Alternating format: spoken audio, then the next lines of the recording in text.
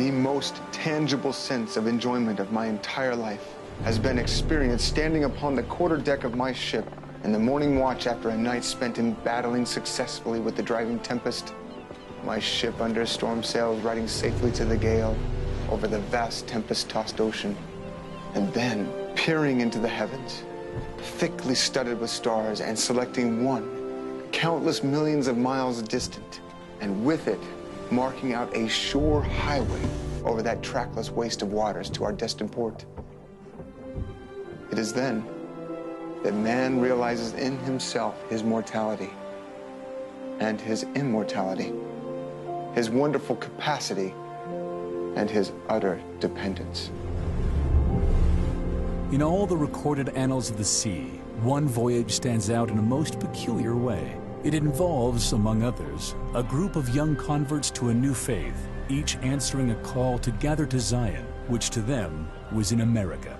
At that time, and right through the 19th century, in fact, all of the saints were invited to go to Utah, to go to Salt Lake City, to join with the other saints there and build up the church.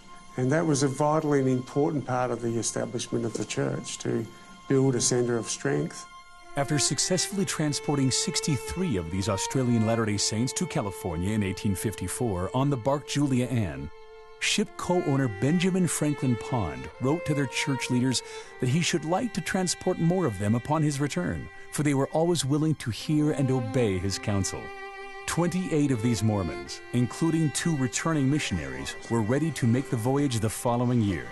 He still had room for 350 tons of coal, in addition to his passengers and other freight. By this time, the good Methodist from New England was the ship's captain. The Providence theme ran throughout his life, always. And I believe that it's because he had a really strong religious background, a very strong faith. His parents did also. They were very active in their churches. They were not afraid to speak up about their faith and their church and Jesus. And I think that he carried it with him on purpose. And I think that he was always focused on doing the right thing. He recounts the voyage as follows. I can simply vouch for the facts without any attempt to argue or explain. We sailed from Sydney on Friday, September 7, 1855, with 56 souls on board, men, women, and children. The first 2 weeks at sea were altogether exceedingly unpleasant. Headwinds accompanied with much rain. 27 days out, October 3rd, I was on the lookout for land all day and carried a press of sail in order to pass certain dangerous islands before night. Mormon convert Charles Logie, who was also a crew member for Pond on the Julia Ann, remembered. We were sailing at the rate of about 11 knots per hour. I was at the helm that evening from 6 to 8 o'clock. Captain Pond seemed anxious and told the watch on deck to keep a good lookout, for we were running close to land. Among the non-LDS passengers on board the vessel was an actress, Esther Spangenberg, the only cabin passenger. The captain observed that he always felt uneasy when in the neighborhood of any of those reefs, through the imperfect manner they are described, and therefore he remained on deck the whole of the day and until 8 o'clock in the evening. At sundown, no land could be seen from the royal yards, and I judged myself at least 30 miles past them. I charged Mr. Coffin, my first officer, to have a good lookout kept. I went below to get some rest. One of the major hazards in the Pacific Ocean are the reefs. We have to remember that a lot of these reefs are not marked by islands. They're just coral reefs, they're low-lying. You have no idea, especially if the sea's calm, that they're there. The reef comes out of incredibly deep water, and there's just literally, in the dark, there's no warning that anything is there. In calm water, you wouldn't even see the reef. So I can understand what happened to Captain Pond that night. The night was dark. Neither moon or stars visible. I'd been in my cabin not over half an hour when the alarming cry of "Hard down your helm" was heard. I sprang to my feet, but my heart failed me as I was nearly thrown upon the floor of the cabin by the violent striking of the ship. When she first struck, some of us were singing on the top of the midship house. We soon got down and went into the house, But finding that not very safe, we went into the cabin, the sea breaking over us every moment, so that it was a thing impossible to stand. On deck, the scene was terrific. It was blowing a trade gale. A high sea was running. The vessel was in the breakers of the coral reef, and no land in sight. We could hear her bottom grate harshly on the rocks. As this huge wave recedes, they drag, and you can feel the bottom of the boat grating as it's being pulled back, and it's almost being pulled back to the edge of the reef. Now, if that boat comes off the edge of the reef, you're going 4,990 feet down. The captain rushed on deck, but before he could reach it, the ship was completely fast on the reef. I managed to reach the deck, clinging to the iron railing. I looked over the ship's side, but could see nothing but the breakers, which struck the ship with tremendous force. Camille's hanging on to one of Amelia's legs, Jack's holding on to the other, and they're both screaming, "I don't want to die, I don't want to die." It's chaotic, man. It's crazy. You can't hear the booms, the detonations. It's like bombs going off. A scene of indescribable confusion followed. The steerage passengers rushed into the cabin, mothers holding their undressed children in their arms as they snatched them from their slumbers, screaming and lamenting. With difficulty, we gained the cabin, and about 10 minutes after we left, house, galley, and box was all overboard. Sister Humphreys and Sister Harris and infant were drowned in the cabin. Little Mary Humphreys and Marian Anderson were washed off the poop deck and drowned. Preparations were made to go on the rocks to ascertain whether we could get any footing, as there was no land in sight and the ship was breaking up fast. One of the sailors succeeded in swimming to the reef. By this means, a larger line was hauled to the reef and made fast to the jagged coral. I took my nautical instruments and gave them to one of my most reliable men and sent him the first one up to the reef upon the rope with the charge that all our lives might depend upon their safety. And if I found him alive, I should also expect to find those precious instruments in his possession. A sailor in a sling upon the rope took a woman or a child in his arms and was hauled to the reef by those already there. The captain and officers had great difficulty in persuading the greater number of the ladies to benefit by this plan for our deliverance. As for myself, I considered to remain on the ship was certain death, and I might save my life by trying to reach the reef by means of the rope. I was assisted over the side of the ship by some of the crew and directed how to haul on by the rope when, after considerable difficulty, I reached the reef, my clothes in shreds and my person bruised and mangled. The healthier, the stronger, they could get off there. But the older people, the younger children, the mothers, they just couldn't get off here. 2 large families still remained on board. I urged those remaining to try to reach the reef on the rope before it parted. It was a desperate but only chance for life. Sister Anderson is stuck on this boat and she can't find all of her children. And so she will not leave the boat. She's adamant, I've got to get all my kids together, unbeknownst that her 10-year-old daughter is already washed off the boat. And so she has no chance of finding all her children. That last destructive roller struck the ship, breaking her in two just about the main mast, tearing off the entire quarterdeck on which the few persons still on board were clinging. The part of her in which the cargo was, consisting of 350 tons of coal, immediately sank, while the poop deck, which the passengers were clinging, was thrown on the reef. The quarterdeck washed completely over us and anchored upon the reef. Through the goodness of Providence, 19 out of the 19 were saved. When I look back and think of the perilous position in which we were placed when the ship first struck, the night being so dark, the sea so rough, the reef so narrow, and the confusion arising from the screams of women and children so great, I cannot help but return thanks to him that rules on sea and land for his mercy and kindness to me and others, in first rescuing us from a watery grave and afterwards sustaining us through that night of horrors. It was about 11 o'clock at night when all were landed.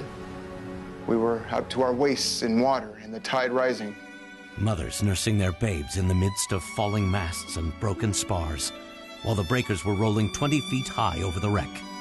Standing on a sharp reef, with the tempest howling above us, the sea washing and roaring like a lion for his prey at our feet, cold, naked and dispirited, with women lamenting, children crying, and none of us certain but the next moment would be our last.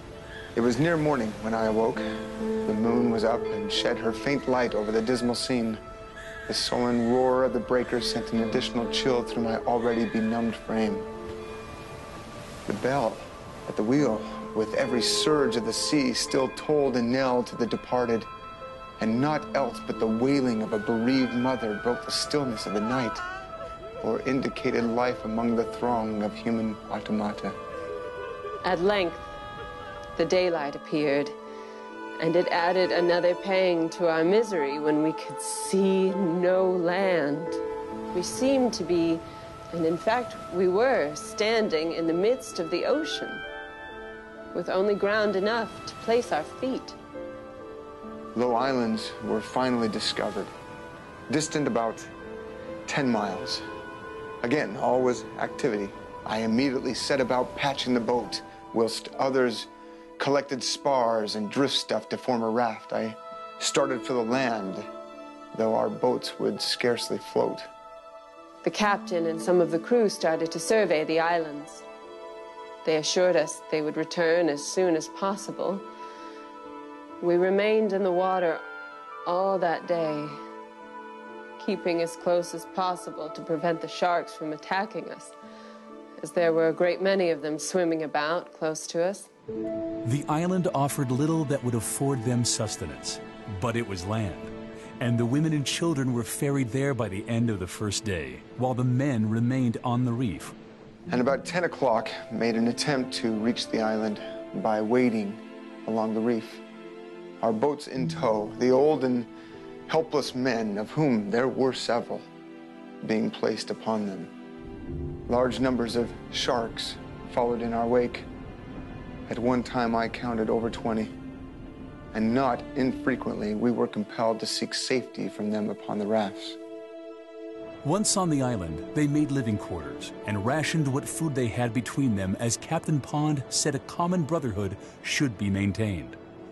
The only water they could obtain was found by making holes in the sand and thereby filtering out most of the salt. Crabs, turtle, and coconuts supplemented what they had salvaged from the wreck. They soon built a bellows and forged tools with which they were able to sufficiently patch their quarter boat. But their food supplies were running low, and the turtles were coming to land less frequently. Something had to be done. 5 weeks after our unfortunate wreck, our boat was ready. The attempt to launch forth upon the treacherous sea, and so frail a thing, was desperate, but we knew no choice between death encountered in a manly effort at escape or a lifelong captivity upon that desolate reef. The nearest inhabited islands were the Society Group, supposed to be 300 to 500 miles dead to the windward of us. For more than 5 weeks, it had been blowing a steady trade gale from the east, and I reluctantly abandoned the hope of ever reaching them and turned my eyes leeward.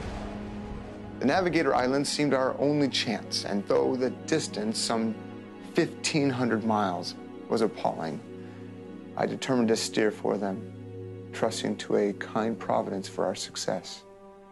I selected 4 of my men for the boat's crew and fixed the day for our departure. One of the Mormon elders had a dream or vision. He saw the boat successfully launched upon her long voyage, and for a day or two making satisfactory progress. Another leaf in the vision, and the boat is seen floating bottom up, and the drowned bodies of her crew floating around her. When these sailors hear this, they're done. We're not getting in this boat. So it adds a little bit of credibility to they did have some sort of respect for McCarthy, that they would not get in the boat. I then gave strict orders that there should be no more visions told in public, unless they were favorable ones.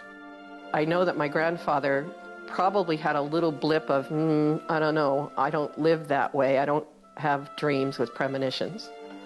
So he probably said to the man, please don't say too much to the other passengers at this point, or the sailors that are going with me. I'd like to figure this out. I determined to make the trial, but my own spirits now seemed crushed. I felt like one going to the stake. A foreboding of evil came over me. The boat's all packed, the provisions are ready to go, and right there, that night before, there's this big storm. I retired to my tent, as I thought, for the last time, unhappy and without hope. The clouds gathered in gloomy grandeur and finally broke in a tornado over the island. In vain, I sought repose and sleep. About 3 o'clock in the morning, I arose and walked down upon the beach, and there indeed was experienced the climax of my distress, for the boat upon which all our hopes centered had disappeared. As the reports spread from tent to tent, men, women, and children, yet in the gray dawn of morning, gathered upon the beach and gazed upon the spot where the night previous they had seen the priceless boat so snugly moored. Our compass, nautical instruments, and everything of value had been exhausted in its construction. The loss of all these banished hope from every breast and seemed to seal the doom of the entire party. Some threw themselves in despair upon the beach. The silent tear trickled down the cheeks of speechless women, for our provisions were nearly exhausted and starvation stared us in the face. I endeavored to cheer them with the hope that the boat had dragged her anchor into deep water, and after drifting across the lagoon would anchor herself again off one of the leeward islands. This eventually proved to be the case, and the boat was recovered, nearly full of water, but not injured. After some days, the same Mormon elder came to me, having had another vision. I asked him if it was a good one. Yes, a very good one. He saw the boat depart with a crew of 10 men, bound to the eastward. After 3 days of rowing, they reached a friendly island where a vessel was obtained and all hands safely brought to Tahiti. When the man came to him again, I think at that point, something popped in his head, and he said, you know, this guy, he probably knows something. I now determined on this more desperate course. I think that dialogue was very important. The vision that was, or the dream that they had, and how that affected both he and the shipwreck survivors. When I changed plans and decided to double bank the boat and try to pull to windward, Captain Coffin, an old whaler, opposed all his influence and experience. When he heard that, he's like, I'd rather die where I am. That's ridiculous. You can't row directly into the trade winds, into this rough sea. It goes against all logic. The winds at that time of year were contrary to the direction in which the captain set off. I proposed it to my crew, and with but a single exception, they all volunteered. That made only 9 men, including myself. It was useless to start short-handed. On hearing this very good vision, I looked my man over, and I asked him if he believed his vision. Yes, indeed. Was it not a revelation from God? I then suggested that it would be a good way to prove his faith by volunteering for the boat. Of course he would, and he did it with alacrity. And thus was my crew completed. We now impatiently waited for a suitable opportunity to launch our boat. About 10 days after the boat was repaired, a calm day came. We resolved to carry the boat across the reef to the sea, which object we carried into effect after great difficulty. For the 5 weeks that we had been on these reefs, the wind had blown incessantly from the east, accompanied with a heavy, choppy sea. But on the night previous to our departure, it hauled to a southwest. The wind, such as it was, and if we could stand it, was favorable to the course we desired to steer. Nothing could exceed our joy when we saw the boat launched into clear, open sea, with no reef or rock to impede its progress. And we invoked God's blessings on the captain and the 9 brave men who accompanied him, who bravely risked their lives in an open, crazy boat to cross an open ocean, to endeavor to bring us succor and relief. As we watched the boat recede from the land over the wide and boundless sea, there was not one among us but was aware that on that boat, safely reaching some hospitable or civilized land, depended our very existence. They start to row, and it's pretty deep in the water. And it wouldn't have took much to tip that boat over. It's 22 feet long, it's packed pretty heavy, and they're rowing. And I'm sure their hands were bleeding after a few days. They're exhausted. After 3 days of incessant toil, hope, fear, and despair alternately predominating, old Boreas blew out fresh and strong, contrary to our course. And the sea yesterday, so sluggish, arose in all its might and power, threatening to engulf us in its merciless throes. For hours and hours, the fearful but unequal contest was maintained, till human endurance could bear up no longer. And we lay exhausted in the bottom of our little boat. Oh, the blank despair of that moment. And as we drew the tarpaulin over the boat to shelter us from the dashing spray, thought of home mingled in our prayers, at the mercy of the raging wind and sea, hopeless, but not forgotten by a kind Providence. This huge storm comes in and they don't know where they are. They're getting blown around, they pull the tarp over, and they think they're pretty much done. As the sun emerged from the dark storm cloud, the clear outline of a mountain peak could be distinctly seen in the southeast. Tears of gratitude filled our eyes. Our sail was hoisted to the now favoring breeze. Again, the oars were manned, and our little boat fairly trembled at the outward impetus given by the hope-resuscitated nerves of our once faint and exhausted crew. The darkening shades of night soon shut from our view that lone mountaintop, rising as a beacon of hope from the sea. Again, dawn came and disclosed to our enraptured gaze the fertile slopes of the mountain island, distant about 15 miles. I'm a non-believer, but I believe there must have been something there. Looking back through the records, looking back what happened, they were certainly being, I don't know if the word's protected, but they were certainly incredibly lucky in what happened to them, if you can call being shipwrecked on an island lucky. The ship did actually, instead of breaking up in deep water, manage to bounce on top of the reef. And the survivors managed to get off. Instead of being a totally isolated coral atoll, there was actually a place where they could land and actually take sustenance from the sea around them. The weather conditions could have been a lot worse. There could have been hurricane, there could have been cyclonic activity happening, and they were actually very fortunate with the weather. Even when they managed to get off the island, they sailed the wrong way.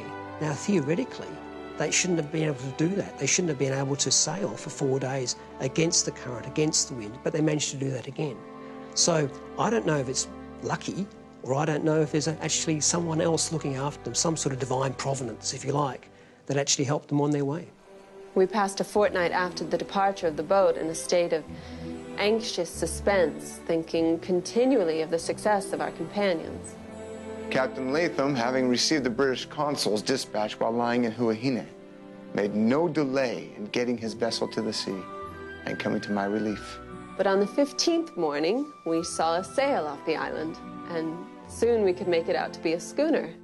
We sighted Scilly, and much to our surprise, we could discover no signs of life on the islands, though we sailed entirely around them, and Captain Latham was quite disposed to return, arguing that the people must have been taken off by some other vessel.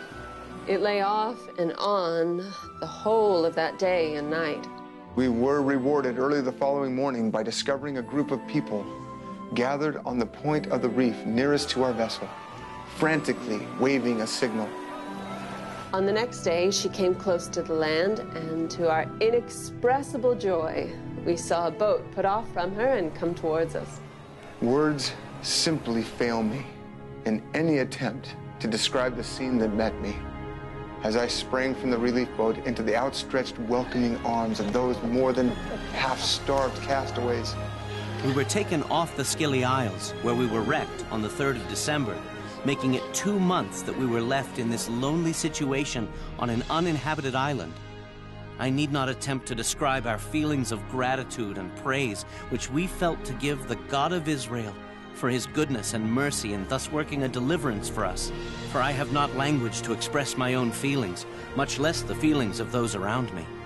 Suffice it to say, I am thankful to know that his mercy endureth forever. To these Mormon passengers bound for Zion, one might ask, was it worth it? We are all in good health and spirits, though we have lost all our worldly goods and all that we had. Yet we have faith in God and trust he will deliver us soon from this place. Do not forget to come along the first opportunity. Though we were shipwrecked, that is no reason you should be. Do not grieve yourselves because of our losses, for the loss is our infinite gain. Perhaps you will say I am building on worldly hopes that never will be realized. Not so, Mother. Knowing what I know, I tell you, if I knew for a positive certainty that when we get there, persecution such as had been the portion of the saints before awaited us, I would still insist upon going. What are a few short years in this present state compared with life eternal? They that go down to the sea in ships, that do business in great waters, these see the works of the Lord, and his wonders in the deep. Then they cry unto the Lord in their trouble, and he bringeth them out of their distresses. He maketh the storm a calm, so that the waves thereof are still. Then are they glad because they be quiet. So he bringeth them unto their desired haven.